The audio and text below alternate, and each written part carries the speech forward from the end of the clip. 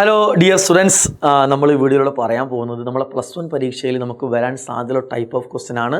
നമുക്കൊരു പാരഗ്രാഫ് തരും, ഏതെങ്കിലും പാരഗ്രാഫ് ആവും, ചിലപ്പോൾ നമുക്ക് അർത്ഥമൊന്നും അറിയില്ല. എന്നാൽ അതിന് താഴെ കുറച്ച് ക്വസ്റ്റ്യൻസ് തരും.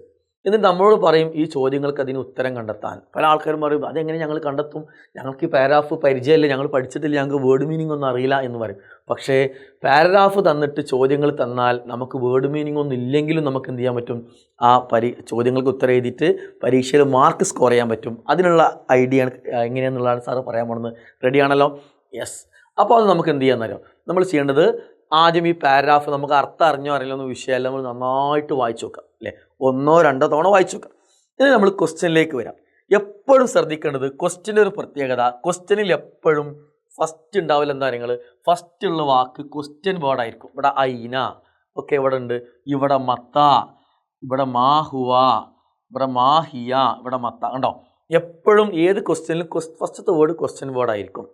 അപ്പോൾ നമ്മൾ ശ്രദ്ധിക്കേണ്ടതെന്ന് വെച്ച് കഴിഞ്ഞാൽ ഏത് ക്വസ്റ്റ്യൻ ആണെങ്കിലും ആ ക്വസ്റ്റ്യൻ്റെ ആൻസർ പാരഗ്രാഫിൽ നിന്ന് എങ്ങനെ കണ്ടെത്തുന്നത് വെച്ച് കഴിഞ്ഞാൽ ആ ക്വസ്റ്റ്യൻ വേർഡ് ഒഴിവാക്കിയിട്ടുള്ള ബാക്കിയുള്ള ഭാഗം ഈ പാരഗ്രാഫിൽ ഏത് സെൻറ്റൻസിലാണോ വരുന്നത് അവിടെ അതിൻ്റെ ആൻസർ ഉണ്ടാവും. ഉദാഹരണത്തിന് ഐന വുലിദ ഷായർ ഹാഫിദ് ഇബ്രാഹിം എവിടെയാണ് ജനിച്ചത്. അപ്പോൾ നമുക്ക് എന്ത് നോക്കിയാൽ മതി, ഐന ഒഴിവാക്കി വുലിദ ഹാഫിദ് ഇബ്രാഹിം നോക്കുക. ഇങ്ങനെ പോകുമ്പോൾ ഇങ്ങനെ വരുന്നത് വുലിദ ഉണ്ടാവും, വുലിദ ഉണ്ട്, വുലിദ എന്ന് വരുന്ന സ്ഥലത്ത് നിന്നുണ്ടാവും അതിൻ്റെ ആൻസർ വുലിദ ഫി ഉസ് യൂത്ത് ഉണ്ട്, അവിടെ ആൻസർ ഉണ്ട്. ക്ലിയർ? അപ്പോൾ എന്ത് മനസ്സിലായി, ആ ക്വസ്റ്റ്യൻ വേർഡ് ഒഴിവാക്കിയുള്ള ബാക്കിയുള്ള ഭാഗം ഏത് സെൻറ്റൻസിലാണോ വരുന്നത് ആ സെൻറ്റൻസിൽ അതിൻ്റെ ആൻസർ ഉണ്ടാവും. ക്ലിയർ ആണോ? ക്ലിയർ ആണ്. ഇനി ചിലപ്പോൾ എന്ത് ചെയ്യും, നമുക്ക് അത് വായിച്ച് നോക്കുമ്പോൾ കറക്റ്റ് ആൻസർ കിട്ടൂല.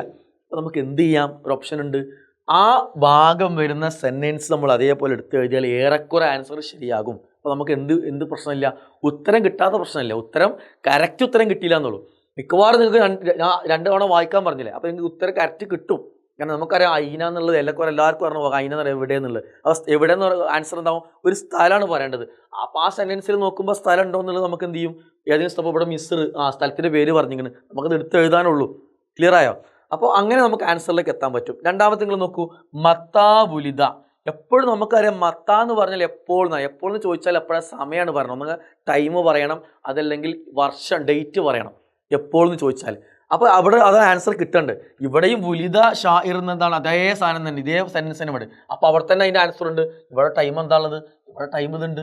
ഇനി ഈ കറക്റ്റ് ആൻസർ നിങ്ങൾക്ക് മനസ്സിലാവണില്ലെങ്കിൽ എന്ത് ചെയ്യണം, ഈ ക്വസ്റ്റ്യൻ ബോർഡ് ഒഴിവാക്കിയിട്ട് ബാക്കിയുള്ള ഭാഗം വരുന്ന സെൻറ്റൻസ് എന്താണോ അതെടുത്ത് എഴുതുക എന്നുള്ളതാണ് സൊല്യൂഷൻ. മാഹുവ ലഖബു ഹാഫിദ് ഇബ്രാഹിം, ലഖബ് എന്താണെന്ന ചോദ്യം. ഓക്കെ, അപ്പം മാഹുവ എന്നുള്ളത് എന്താണെന്ന് മനസ്സിലായാലും ഇവിടെ സുഖമാണ്. ലഖബു ഹാഫിദ്, അപ്പോൾ ലഖബ് എന്ന് പറഞ്ഞ ഭാഗം ലഖബ് അല്ലേ. അപ്പോൾ ലഖബ് ഇവിടെ കറക്റ്റ് ലഖബ് ഉണ്ട്, ഇവിടെ അതിന് ആൻസർ ഉണ്ട്. പക്ഷെ നിങ്ങൾക്ക് ആൻസർ മനസ്സിലായില്ലെങ്കിൽ എന്ത് ചെയ്യണം, ആ ലഖബ് എന്ന് വരുന്ന ആ സെൻറ്റൻസ് അതേപോലെ എടുത്ത് എഴുതിയാലും ആൻസർ എന്ത് ചെയ്യും, ശരിയാകും. ഇനിയോ ഇവിടെയും അതേപോലെ തന്നെ അഷ്അർ മുഅല്ലഫാത്ത് ഹാഫിദ് ഇബ്രാഹിം, അത് ഇവിടെ പറയുന്നുണ്ടാവും കേട്ടോ, മുഅല്ലഫാത്തും ഹാഫിദ് അഷ്അർ മുഅല്ലഫാത്ത്. കണ്ടില്ലേ? അപ്പോൾ ഇവിടെ അതിൻ്റെ ആൻസർ ഉണ്ട്. ആൻസർ നേരെ കണ്ടെത്തി എഴുതാൻ പറ്റുമെങ്കിൽ അത് എഴുതുക, അതല്ലെങ്കിൽ ആ സെൻറ്റൻസ് എന്ത് ചെയ്യണം, അതേപോലെ എടുക്കണം. സോ ഞാൻ പറഞ്ഞിരുന്ന ഒരു ആശയം എന്താണ്, എളുപ്പവഴി എന്താണ്, പാരഗ്രാഫ് നല്ലോണം ശ്രദ്ധിച്ച് 1-2 തവണയോ മനസ്സിരുത്തി വായിക്കുക. ദെൻ ക്വസ്റ്റ്യൻ നന്നായിട്ട് വായിക്കുക. അതിൽ നിന്ന് ക്വസ്റ്റ്യൻ വേർഡ് ഒഴിവാക്കിയിട്ട് ബാക്കിയുള്ള ഭാഗം ഏത് സെൻറ്റൻസിലാണ് ഏത് ഏരിയയാണ് വരും അവിടെ അതിൻ്റെ കറക്റ്റ് ആൻസർ ഉണ്ടാവും, അത് കണ്ടെത്തി എഴുതുക. കിട്ടിയില്ലെങ്കിൽ നിങ്ങൾക്ക് എന്ത് ചെയ്യാം, ആ സെൻറ്റൻസ് അതേപോലെ എടുത്ത് എഴുതിയാലും നിങ്ങൾ ആൻസർ ഏറെക്കുറെ ശരിയാകും. ഓക്കെ, അപ്പോൾ എന്ത് മനസ്സിലായി, പാരഗ്രാഫിൻ്റെ മീനിങ് അറിഞ്ഞില്ലെങ്കിലും നമുക്ക് എന്ത് ചെയ്യാം, ക്വസ്റ്റ്യൻസിന് ഉത്തരം എഴുതാം, മാർക്കും സ്കോർ ചെയ്യാം. All the best.